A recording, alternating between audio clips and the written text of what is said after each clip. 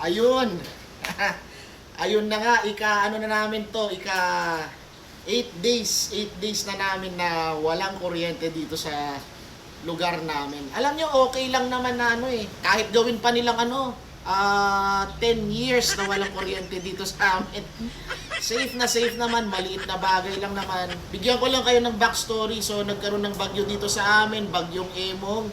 Maliit na bagay, konti lang ang damages. Check nyo yung mga nauna kong video. Ipapakita ko sa inyo na hindi naman grabe yung nangyari dito sa La Union. Ayos lang, maliit na bagay. Ngayon, paano ba kami nakaka-survive na ganito na walang kuryente?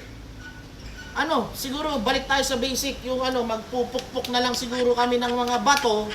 Hintayin na lang namin na lumiyab na yan. Kasi may tanda na yung panahon nga nila, nila Apolinario Mabini, partida, pilay pa yun, Bakit sila nabuhay?